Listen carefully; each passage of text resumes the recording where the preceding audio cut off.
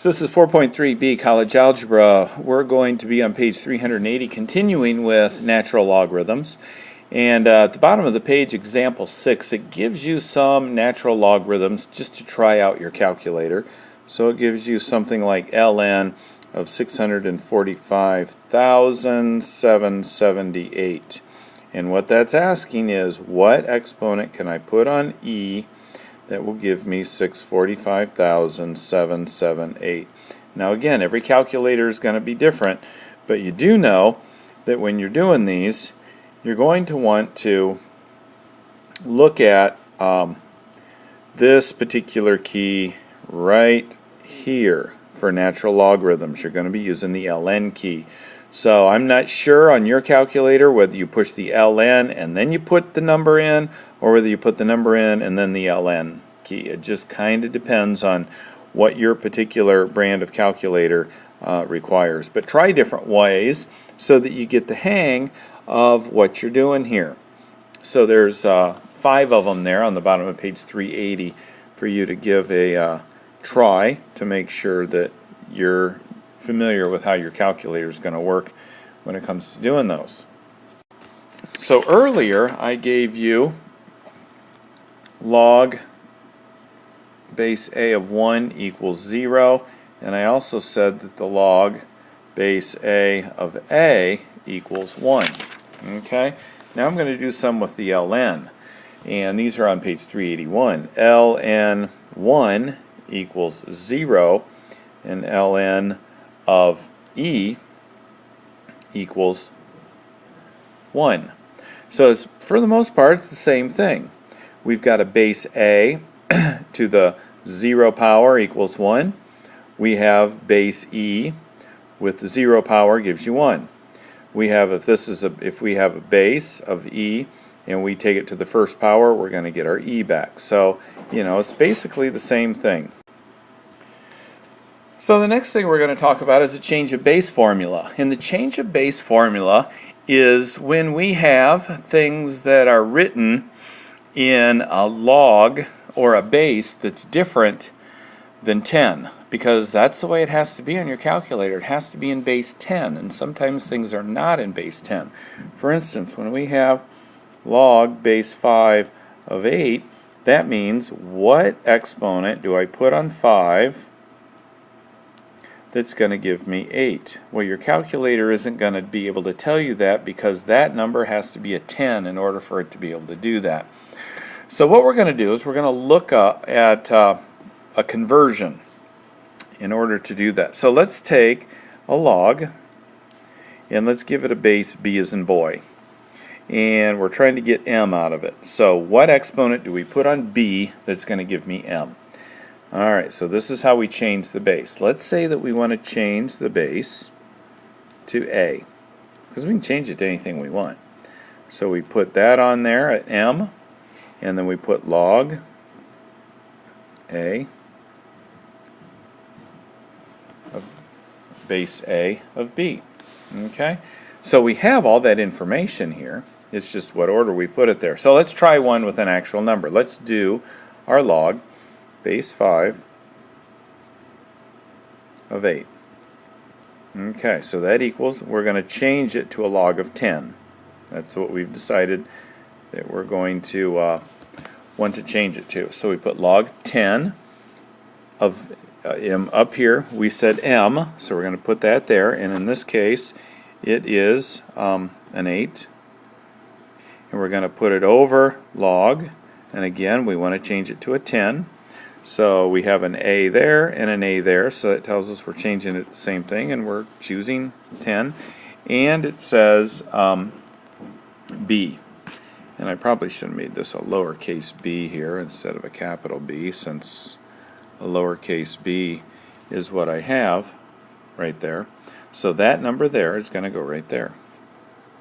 So we take our calculator, and we take the log of 8 on our calculator and divide it by the log of 5, and we get 1.2920. So that ends up being the exponent that we put on 5 in order to get 8. So let's do something a little bit different here. Let's change this, or find the answer, but use natural logarithms. So what we're going to do is we're going to use the e instead. So if we had this equal to log with a base e of 8 instead of a 10, and log with a base e instead of a 10 of 5, this and this convert to ln of 8 over ln of 5, and when you put it in there you get 1.2920. So anyway, this is telling me I'm getting my approximate value then. So I can change that based on anything I want, to a 10, to an e, to a 16, to anything you want. Usually you're going to change it to a 10 or an e. In fact, usually you're going to change it to a 10, but it's nice to be able to know you can change it to an e if you need to, because everything else is in a natural logarithm state. So let's look at graphing some of these. Let's say that we have f of x equals log base 5 of x, and we want to graph that. Well, we know that in exponential form that's the same thing as x equals 5 to the y power, okay, because f of x is the same as y. So what number can we put on 5 that's going to give us x? So really, for the most part, we're just doing our ordered pairs here, x and y. So let's put in a 0 for y, then we get a 1 for x. Put in a 1 for y, we get a 5 for x. And when we graph it, we're going to get a graph that kind of does something along that line. Okay, so we pick a y value and we stick in, and it kicks out an x value. Usually you're used to putting in an x and getting out a y, but it doesn't really matter as long as they relate to each other. So that's how you graph these. So one thing to remember, and I'm reading off the top of page 383, is recall that the graph f(x) equals log base a of x.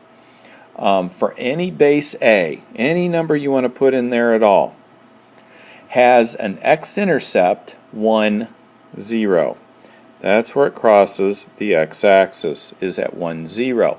Bottom of page 382, the graph that it shows. Top of page 382, example 9. Notice the x-intercept, or the 0, is x equals 1. Also notice that the domain is the set of positive real numbers. Whenever you graph these, you're getting a graph that looks something like that. This graph here never crosses the y-axis, which means the x values will never be in the negative direction. They're just positive real numbers, so that's the domain. And also the range goes down to infinity and it goes up to infinity. So the range is the set of all real numbers.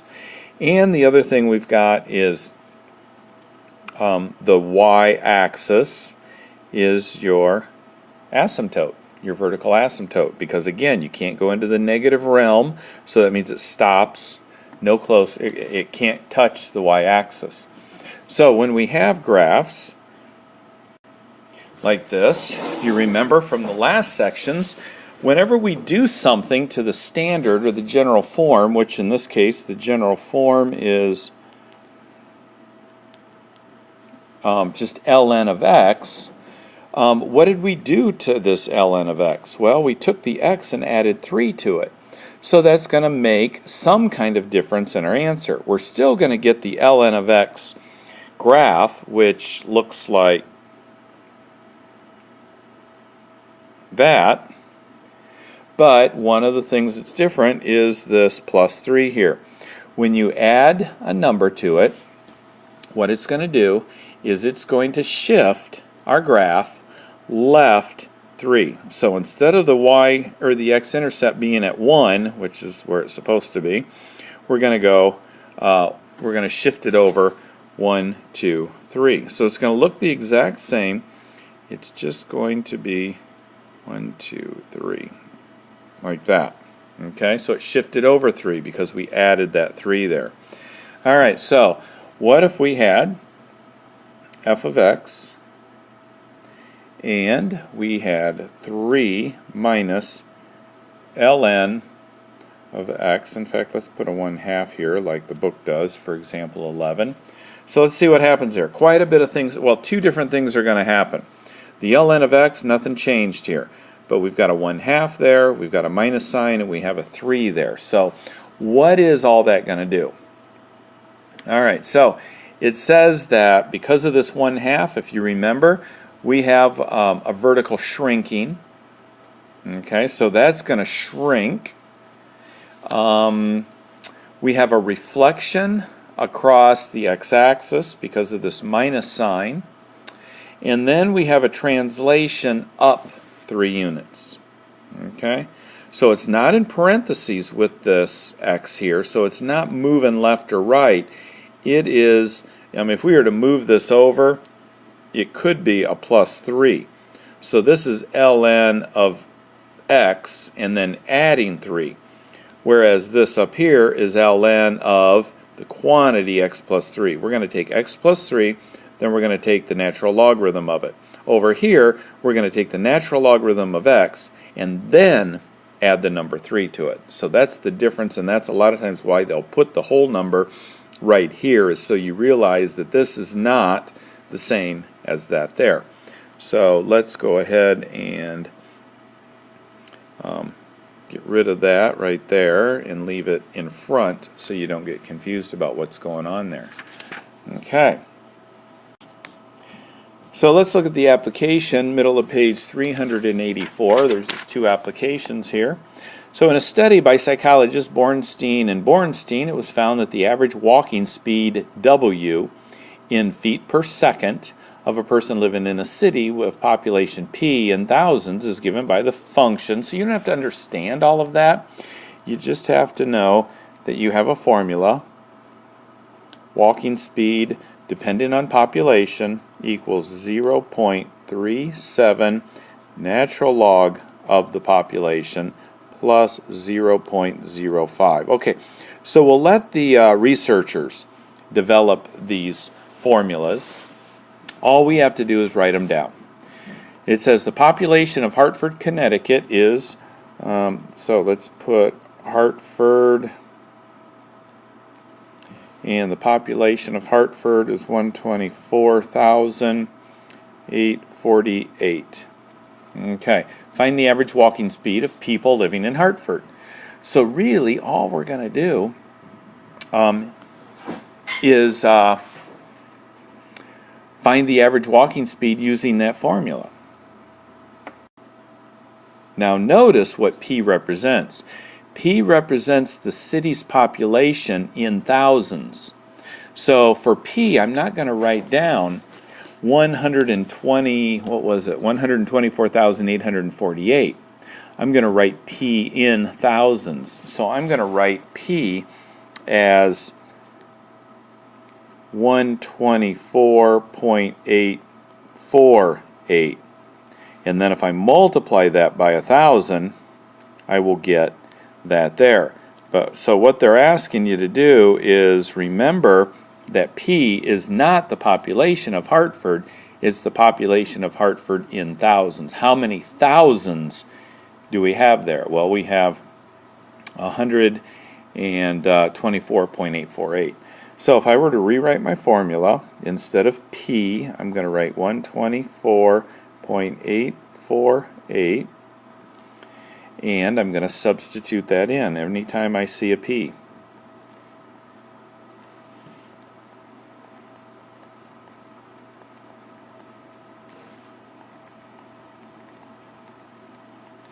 Okay, I do the math. So I'm going to take the ln of 124.848, multiply that by 0.37, add 0.05. And this is where your PEMDAS comes in. Your order of operations is make sure you do what you're supposed to at the right time. So you're going to take your ln first. All right, so the average walking speed of people living in Hartford is 1.8 feet per second. That's how far they go, 1.8 feet per second. You could figure out how much that is in miles per hour. The population of San Antonio, Texas is 1,236,249. So now you have to change that 1,236,249 into thousands. And if you notice, it's pretty simple. You just move the decimal place over 3 because there are 3 zeros in 1,000. So you're just moving that over. So we've got, again, 0.37 ln. In this case, it's 1236.249 plus 0.05. Okay, and when you do the math on that, you get 2.7. So, yeah, what does that tell you, at least on those two examples? The bigger the city, the faster people walk. So Hartford had, about 10% of the population, and they walked about, well, not quite half as fast. So they were slower walkers. I don't know if they're not as much of in a hurry or what, but you would think it would be the opposite, that when you lived in a bigger town, you'd have to walk slower because there's more people. But anyway, let's go to example 13 here, top of page 385. And it talks about earthquakes. The Richter scale, that's all in using logarithms. It says the magnitude R measured on the Richter scale of an earthquake of an intensity I is defined as R, which represents the Richter scale, log of intensity over I to the O, which is the minimum intensity used for comparison.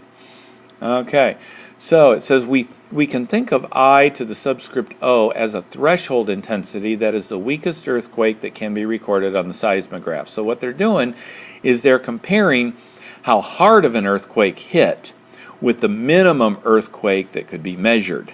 Okay, if one earthquake is 10 times as intense as another, its magnitude is 100 times as intense as another. Okay, so it just gives you a whole bunch of information there.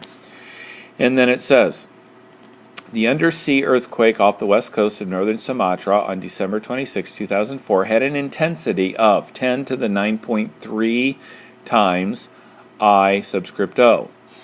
It caused devastating tsunamis that hit 12 Indian Ocean countries. What was the magnitude on the Richter scale? Okay, so it gives you the intensity of 10 to the 9.3 times your initial or your threshold intensity. So what was its magnitude? Well, there's the formula in order to find magnitude, because it's based on the Richter scale. So what we're going to do is we're going to write the intensity, because it gave us that up above. It said the intensity is 10 to the 9.3 times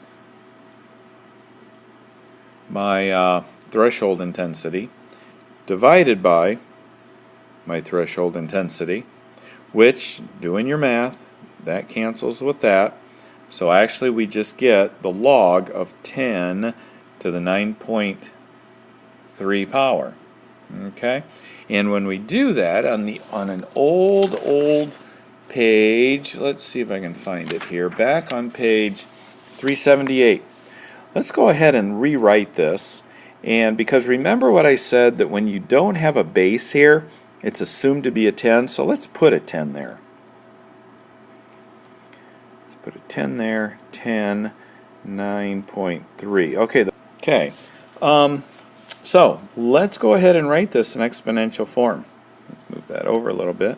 In exponential form, that would be 10, which is this number right here, to some power equals 10 to the 9.3. Now notice what we have here. Our bases are the same, and when the bases are the same, our exponents have to be equal to each other. So the x, or the Richter scale that I've got clear up here, has to be 9.3 right there. Okay?